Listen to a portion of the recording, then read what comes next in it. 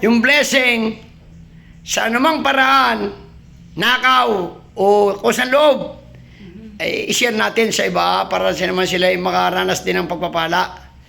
Bagamat nakaw, masamang bagay, wag gayahin. Pinagpala naman ho yung tao.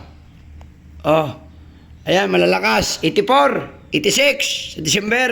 Sino ka yun? Ang tiya, 84 na nung kailang birthday niyo, August. Ang tiya. Ha? Sino ang tiya? Chabibay. Chabibay. Hmm. Yon ang tiya, hindi kung sino-sino naman yung iniisip. Oh, ngiti. Hmm. Pati kayo na ngiti. Ngiti. Tawa, ngiti. Yon. O tiya, ngiti. Ba't kanina hindi nyo kilala ang inyong asawa? Anong pangalan? Bonifacio. Aba, anong palayaw? Hmm? Anong palayaw? Pacio. Ba't kanina itinatanong nyo sa tiya, ano pang pangalan ng asawa ko? Ha? Ay pero ngayon kilala nyo na. Sino ka? Pagpipray ko kayo, mahal na Panginoon. Patawad po sa lahat ng pagkukulang, pagkakasala, pagkakamali na aming nagawa na aking ina, aking tiya. Minsan kami nakakasalita ng hindi maganda, nakakasalita ng hindi kalugod-lugod sa iyo.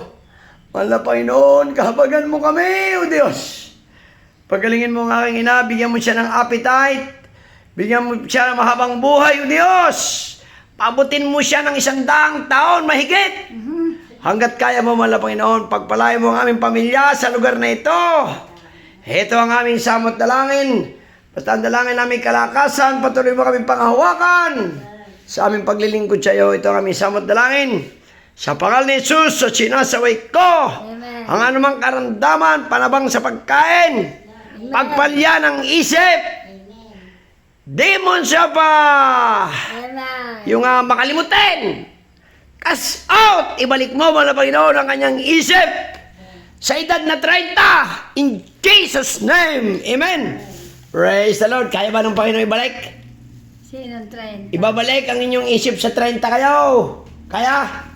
Manampalataya kayo. Mahirap din. Ay Diyos yun. Diyos ang gagawa. Kaya?